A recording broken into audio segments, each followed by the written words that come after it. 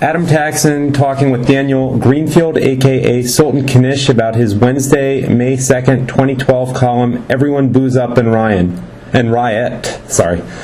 Daniel, I can detect traces of what Thomas Sowell has written about through the years in today's column of yours. That might be just a coincidence, but I'm wondering if you've read any of his material on similar issues. I have, yes. I mean, he's an absolutely amazing thinker. And what parts of today's column do you use his work as a reference point in? I don't directly reference his work, but it's part of the building block, the foundation that makes this happen. Well, in Everyone Booze Up and Riot, you talk about how white people in America today are starting to take on the role of the Chinese in Indonesia. Can you explain not only what you mean by that, but give a little history about the Chinese in Indonesia? It's not really a household, it's not something people are that familiar with over here. Well, the role is fairly similar. Asians in South America, in the United States, and in parts of Asia as well, occupy a similar role in that they do over here. They run the stores, they run businesses, they're a successful, visible minority, much like the Jews were in Europe.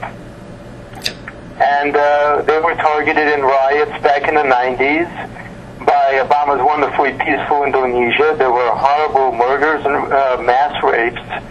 And the whole thing was just brushed under the rug, much like the violence here against Asians by Sharpton's thugs also was just brushed under the rug, not to mention, obviously, the violence against Jews. And you mentioned Sharpton, and I'm familiar with this information, but not everyone is necessarily, especially people who are younger readers of yours. Can you explain how Sharpton made his name, including the Crown Heights riots 20 years ago? He was basically a freelance racial agitator. He was going out there, going to any trouble spots or creating those trouble spots, engaging in hatred, boycotts, promoting riots, and exploiting the media coverage and positioning himself as a man who could heal the problem if the politicians made a deal with him. And that's taken him all the way up from troubled streets in New York City all the way up to the White House now. Yeah, and I guess scapegoating plays a role. It's played a role in the promotion of Al Sharpton and plays a role in these times, and it's even useful to the Obama regime. You talk about it in your column. Yes, it is. You need a visible minority to blame for everything, and increasingly in the United States, white people are becoming that minority. Jews were once upon a time minority. An interesting subset of the FDR-era New Deal prosecutions is that they primarily went after Jews and people who were recent immigrants and, in some cases, Italians, people who were visibly foreigners. I didn't know that. I've heard about the Schechter brothers. Michael Savage actually talks about them a lot. I didn't realize FDR specifically went after minorities or... wow. If you see the pattern, there's a definite pattern. There are a number of prosecutions of Jews and of Italians. They were very clearly just singling out people who were foreigners in order to sell to Americans the idea that pretty much the same thing as the Soviet Union did, which was back on the Khrushchev, they also went after Jews very specifically for economic crimes. How does all of that play into what you term the mythology of the looters?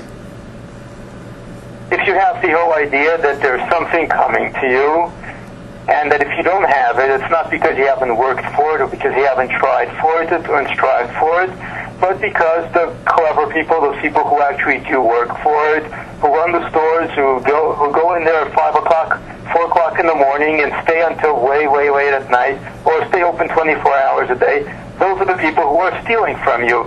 Their hard work is really cunning, and if you go after them, whether it's the so-called 1% or it's the storekeepers trying to make his way up the American dream ladder to get that 1%, if you go after those people, redistribute their wealth, then you have a better and fairer society. Of course, the end result, as you point out in your article, is that there just are no stores in the inner cities. For example, I think Detroit doesn't have a single supermarket in it right now, and of course, Detroit got hit worse than just about any other city with the black riots in the late 1960s. Yeah. Once you wreck a city, once the looters get what they want, why would businesses want to come back? The only way they're going to come back there is if they get a serious amount of money from the government, which again requires the government to drain taxpayers in order to fund services for the looters. So how does the concept of ownership, which you also emphasize, fit into all of this? Ownership is the most basic thing. First of all, I am responsible for my own actions. That's the most basic form of ownership. So if I punch somebody in the face, I have to take responsibility for that. I can't say that he made me do it or that this is the way the society made me do it. You have to take ownership for that. Now, on a social scale, you have to take responsibility for the behavior of your community. You have to take responsibility for the violence that occurs, and you have to take ownership of the country itself. You have to say, this is my country. I'm a part of it. I want it to succeed. And you don't have that with Obama. You don't have that with Sharpton. You don't have a lot of that with the looter mentality. Well, Obama's never really taken ownership of anything in his life. It's all been given to him, so I think that would make sense. That's exactly the point. He's never claimed it, and if you don't take ownership of something, then you never accept responsibility for it. This is slightly a digression from the course of our conversation, but you also mentioned the protocols of the Elders of Zion, how even that fits in. And that's a hot-button topic, and it's just, I think, worthy of an explanation to whoever is listening to this. It's a similar concept, because you have to explain why are those people successful and why aren't we successful. Well, they're successful because they have a conspiracy to be successful. Their success is the result of this Knish conspiracy. They want to get together and then control everything. And you have the same narrative being put out about white people in America in general.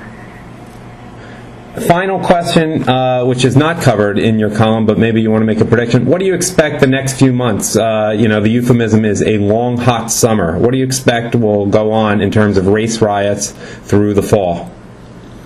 Racial violence can only benefit Obama because he can then position himself as a hero, and he'll be doing pretty much what Sharpton did, which was touch off the violence and then claim credit for healing it. If there's racial riots, if there's violence, I mean, there already is violence, but if it explodes into riots, then Obama can deliver a speech and get praised by Chris Matthews for his amazing leadership. Right. I see it as sort of a sister soldier moment. Like, he'll be the moderate one, and he'll just he'll make a fake opposition to Al Sharpton. That's what I see, and say that we can't have this anymore. No, I don't think he will come out against Al Sharpton. Instead, he will suggest a national dialogue on race, which again puts the ball into his corner, because he's going to be able to then position himself as the man who can heal America's racial problems.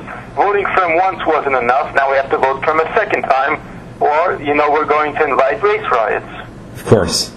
All right, Daniel Greenfield, author of Everyone Booze Up And Riot, the Wednesday, May 2nd, 2012 column on sultanknish.blogspot.com. Thanks as always for your time.